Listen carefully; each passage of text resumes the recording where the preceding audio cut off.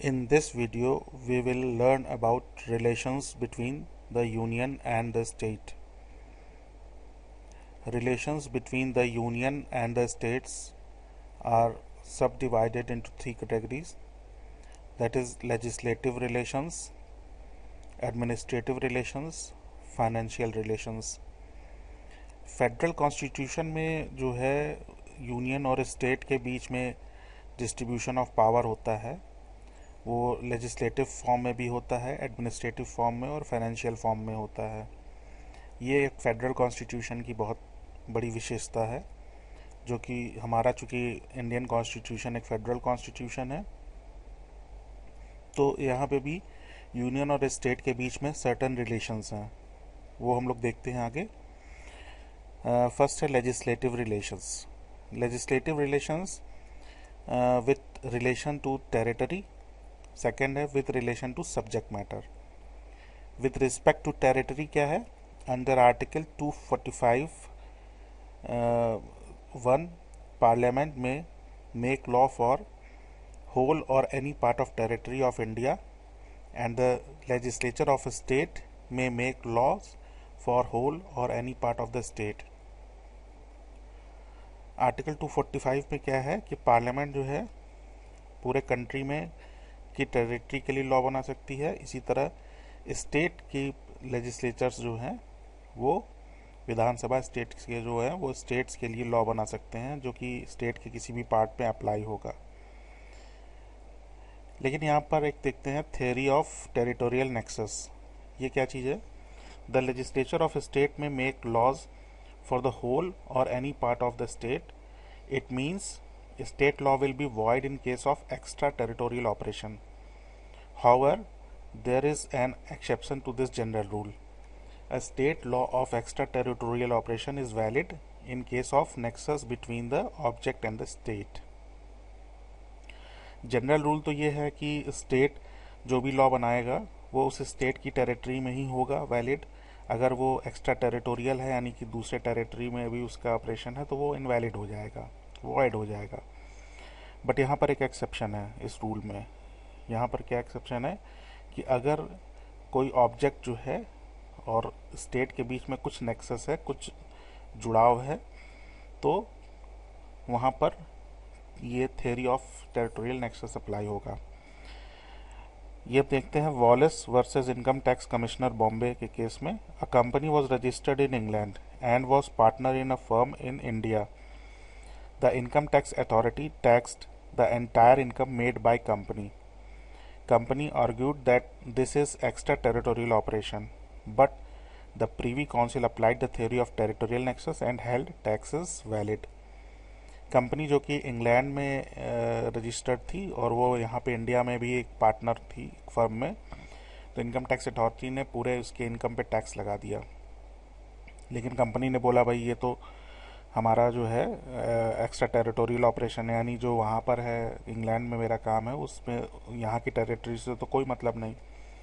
लेकिन चूँकि वो यहाँ से भी एसोसिएटेड था वो कंपनी, इसलिए प्रीवी काउंसिल ने थ्योरी ऑफ टेरिटोरियल नेक्सस को लगाते हुए टैक्स को वैलिड बताया.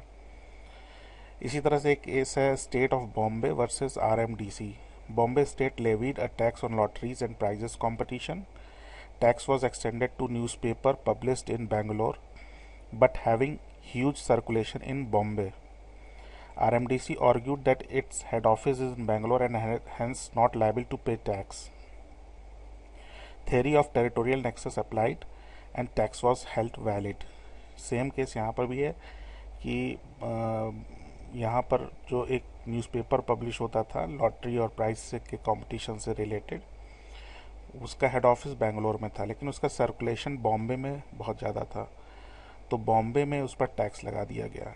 तो उस कंपनी ने बोला कि मेरा हेड ऑफिस तो बेंगलोर में है, लेकिन यहाँ भी क्या हुआ, theory of territorial nexus apply किया गया और टैक्स को वैलिड ठहराया गया.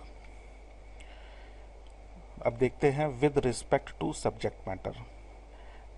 सब्जेक्ट मैटर में क्या है? Union list consist of 97 subjects of national importance, example defence, foreign affairs, banking etcetera.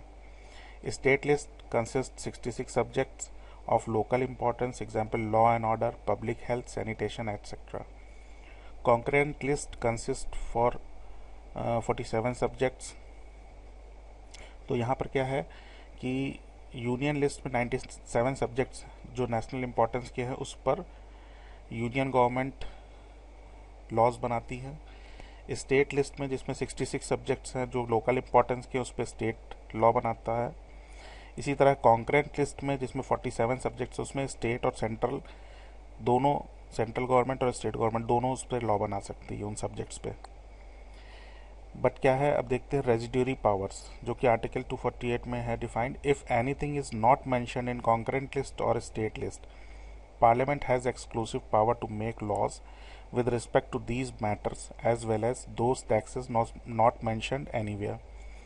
अब अगर स्टेट लिस्ट और कॉन्करेंट लिस्ट में कोई मैटर नहीं है, सब्जेक्ट नहीं मैटर, कोई ऐसा सब्जेक्ट जो इन दोनों में नहीं है, तो उसमें फिर यूनियन गवर्नमेंट यानी पार्लियामेंट ही को पावर है कि उस पर जो है कोई लॉ बना सकती है या कोई नया टैक्स इम्पोज कर सकती है। तो इसको बोलते हैं रेजिड्यूरी पावर, यानी बचा हुआ सारा कुछ जो है, सारे सब्जेक्ट जो कि बचे हुए हैं वो सब जो है यूनियन के ही खाते में आते हैं। एक डॉक्ट्रिन है pith and substance. Within respective sphere union and state legislature are made supreme. They should not encroach in the sphere reserve to the others. In case if a law passed is encroaching others' field, then court will apply doctrine of pith and substance. It will see the true object of the statute related to a matter with the competence of the legislature who enacted it, no matter if it touches the boundary of other।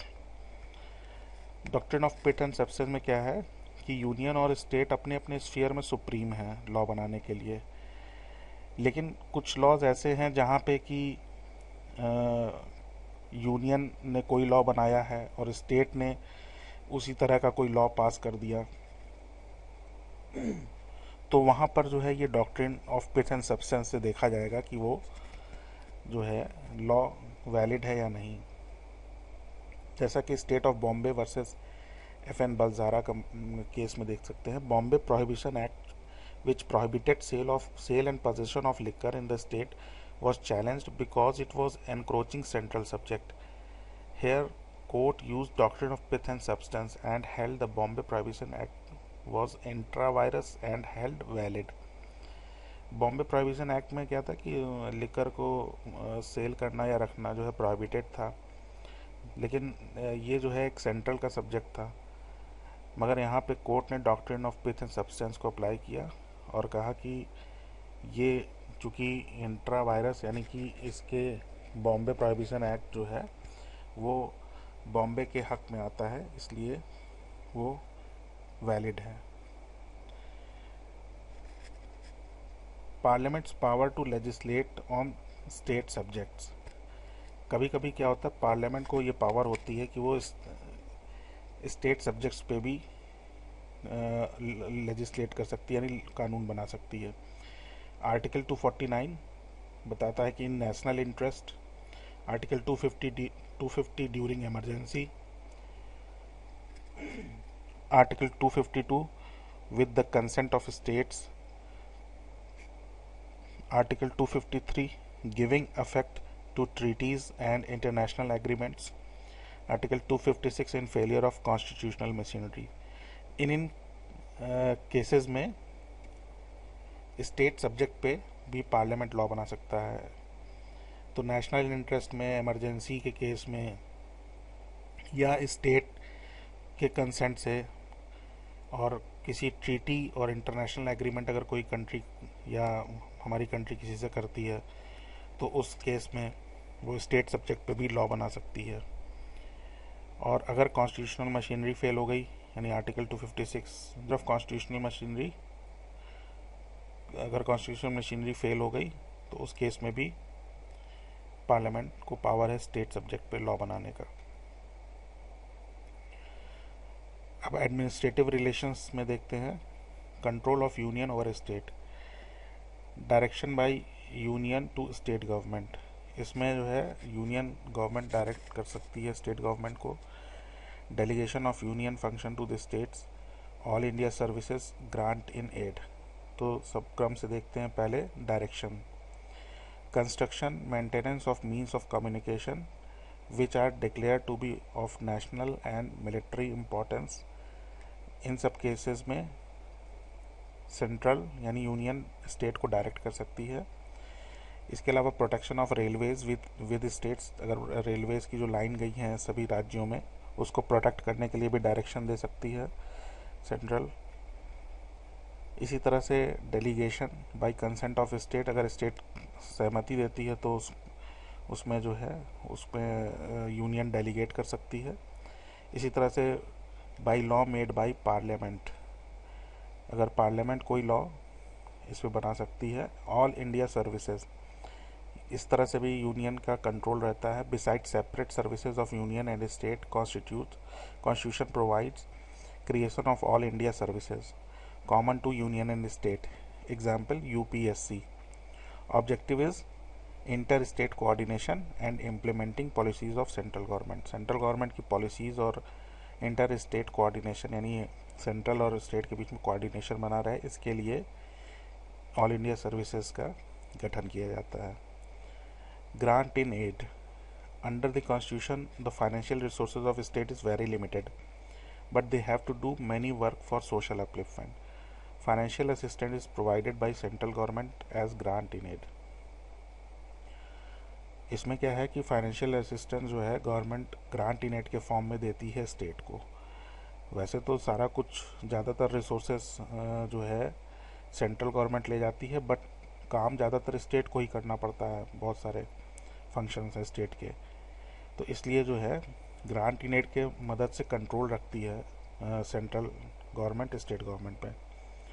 Central exercises strict control over state government. Last देखते financial relations. Financial relations between state and union. तो क्या है, duties levied by union but collected and appropriated by union and states. कुछ duties ऐसी हैं जो कि union यानी सेंट्रल द्वारा लगाई जाती हैं, लेकिन वो कलेक्ट और अप्रोप्रिएट यूनियन और स्टेट के बीच में होता है, जैसे कि stamp duty, duties of excise in medicinal and toilet preparation. इसी तरह कुछ ड्यूटीज़ हैं, सेकेंड है duties levied by the union and collected and appropriated by union and state. Example service tax, ये यूनियन लगाती है लेकिन इसका कलेक्शन और अप्रोप्रिएशन इस यूनियन और स्टेट दोनों के बीच में होता है। अप्रोप्रिएशन मतलब उसका बंटवारा। Taxes levied and controlled by union. Third है taxes levied and controlled by union and assigned to state. कुछ टैक्सेस है जो यूनियन कलेक्ट करती है और वो स्टेट को उसमें से हिस्सा देती है। सेंट्रल टैक्सेस एंड ड्यूटीज़, जिसमें कि एग्जाम्पल के तौर पर जैसे इनकम टैक्स है, ये सब है, तो उसमें 29% shall be given to state. जो कलेक्शन उस स्टेट से इनकम टैक्स का होता है उसमें से 29% या सेंट्रल टैक्स का जो होता है उसमें 29% स्टेट को दे दिया जाता है। फोर्थ है taxes levied and controlled by union and appropriated by both. कुछ टैक्सेस है जो कि यूनियन के द्वारा लगाए जाते हैं, taxes levied and collected by union and appropriate, और दोनों के द्वारा ही अप्रोप्रिएटेड होते हैं, यानी बराबर बांटते हैं आपस में। Taxes for the purpose of union, कुछ टैक्सेस यूनियन के पर्पस के लिए होते हैं, कुछ टैक्सेस स्टेट के पर्पस के लिए होते हैं। सिक्स्थ में है taxes for the purpose of state. Example state and municipality tax. और सेवन्थ है ग्रांट इन एड, जैसा कि पहले भी डिस्कस कर चुके हैं ग्रांट इन एड के विषय में। तो इस वीडियो में इतना ही, नेक्स्ट वीडियो में फिर मिलते हैं। Wish please like this video and don't forget to subscribe this channel. It is totally free. Thank you.